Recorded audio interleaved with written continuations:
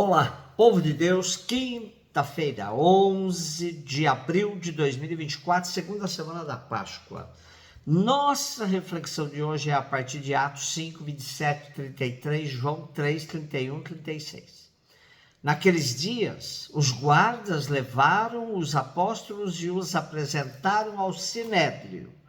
O sumo sacerdote começou a interrogá-los, dizendo: nós tínhamos proibido expressamente que vós ensinasseis em nome de Jesus. Apesar disto, enchestes a cidade de Jerusalém com a vossa doutrina.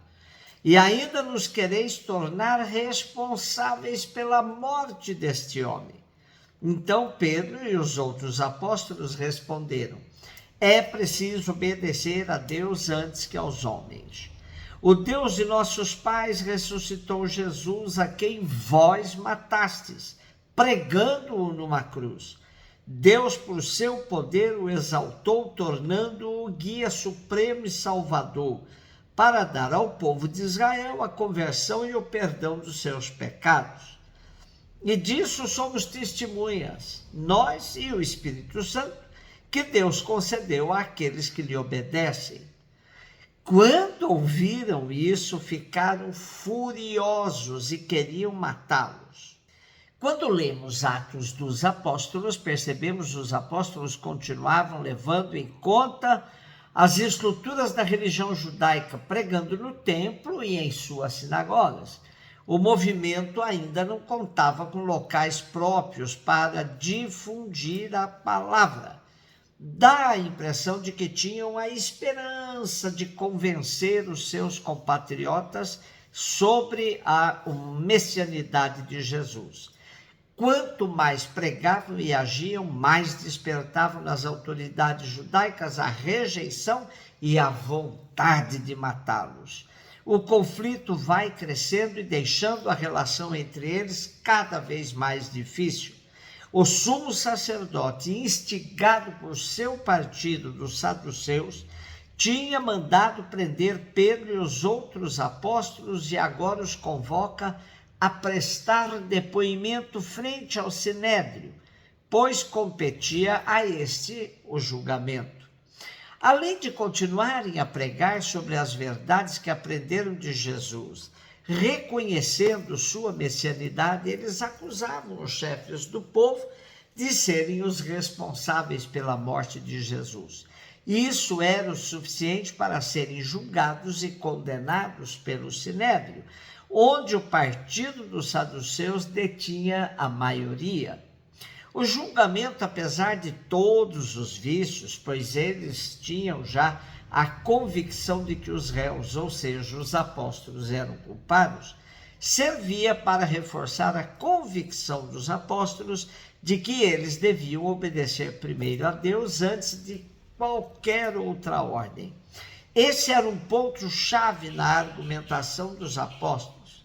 E obedecer a Deus é anunciar o querigma, ou seja, que o Cristo, assassinado na cruz pelas autoridades de seu país, foi ressuscitado por Deus Pai, e segui-lo é a única condição viável de perdão dos pecados e de salvação.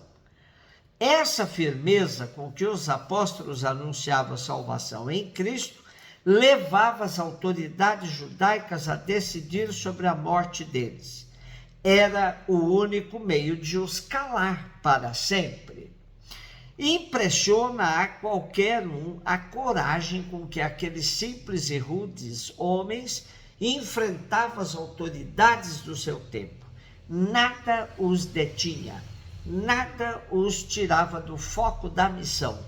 Eles se entendiam como testemunhas do Cristo vivo e ressuscitado pelo Deus dos ancestrais, empoderados pelo Espírito Santo. Essa certeza dos apóstolos era o suficiente para que as autoridades judaicas decretassem a morte deles. Porém, eles nunca se intimidaram. João 3, 31, 36. Aquele que vem do alto está acima de todos. O que é da terra pertence à terra e fala das coisas da terra. Aquele que vem do céu está acima de todos. Dá testemunho daquilo que viu e ouviu, mas ninguém aceita o seu testemunho. Quem aceita o seu testemunho atesta que Deus é verdadeiro. De fato, aquele que Deus enviou fala as palavras de Deus, porque Deus lhe dá o Espírito sem medida. O Pai ama o Filho e entregou tudo em sua mão. Aquele que acredita no Filho possui a vida eterna. Aquele, porém, que rejeita o Filho não verá a vida, pois a ira de Deus permanece sobre ele. O texto de João hoje evidencia a perfeita comunhão que há entre o Pai e o Filho, e desta comunhão deriva a salvação pela fé.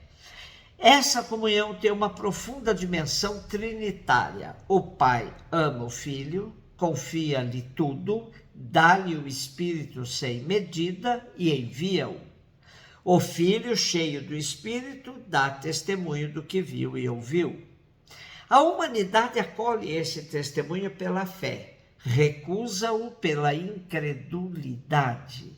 Neste sentido, o testemunho aceito conduz à vida eterna, recusado subjuga a humanidade à ira de Deus. Crer e não crer são atitudes que configuram a vida inteira, como vida eterna ou como fracasso definitivo. Jesus veio de junto do Pai e só ele revela o verdadeiro Deus que dá a vida a todos e todas.